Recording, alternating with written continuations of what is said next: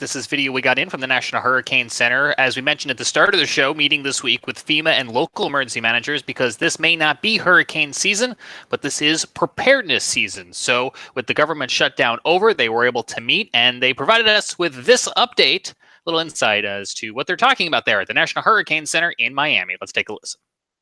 Welcome back to the National Hurricane Center. I'm Ken Graham, director here, and we got a big class going on this week. We have emergency managers from different places around the country. Back behind me, the training session's going on, and why that's important is emergency management is one of our biggest partners here at the Hurricane Center, making the big decisions out there based on the science and the forecast that we're giving. And some of the things that we're learning this week include, the details and getting the information, the science to make those big decisions. One of them is a time of arrival tool, and we're going to bring Robbie Berg in here in a second. I want to ask him about that because one of the big factors in making these decisions are when are the tropical storm force winds are going to arrive. So Robbie is stepping in here, and Robbie, this time of arrival tool is pretty much new. I mean, using it for the last few years. Can you tell us about it and why it's important? Yeah, sure. So let's assume you have to drive somewhere important tomorrow, say Orlando, and you need to be there by a certain time. So many of us have probably gone into Google Maps and other navigation apps that tell us exactly how long it'll get there,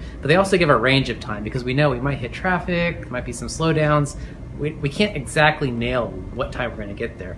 This wind timing tool for hurricanes is exactly the same thing. We know a hurricane is coming our way, we know the winds are going to start at a certain time, but we have to prepare for if they become a little bit earlier than we're expecting. And it's like Google Maps, essentially. We're just trying to predict what's the range of times that those winds could start, because once the tropical storm force winds start at your location, your preparations have to be done. So we want people to have enough time to prepare before a storm hits, and that's what we hope this new tool does. Yeah. The other part is storm surge, and we're spending a lot of the afternoon in this class on storm surge, and the person that leads the storm surge program for us is Jamie Rome. Jamie, we've covered on some of these Facebook Lives in the past, we've talked about the definition of storm surge, and we've covered basically the storm surge is the leading cause of fatalities when it comes to tropical systems. It's the water. We're stressing a lot of water. So back behind us, using some software, how do emergency managers use the information that we give, a storm surge forecast of X number of feet? What does a storm surge, that information, what does the emergency manager do with that information? Well, a lot of people don't realize that the reason that we evacuate here in the U.S. is based off water, specifically storm surge. So what we're teaching, these are emergency managers right behind you, the people, men and women who call evacuations and make those life safety decisions.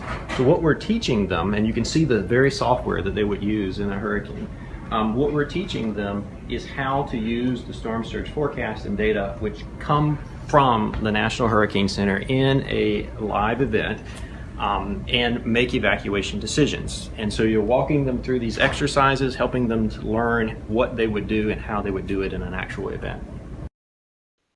Yeah, so we're really excited to have the folks down at the Hurricane Center, emergency management folks, FEMA folks, the Hurricane Center staff. Finally, I know January was kind of they were off all January, so they weren't able to do a lot of stuff. So we're glad to see that they're back planning for what can be another active tropical season.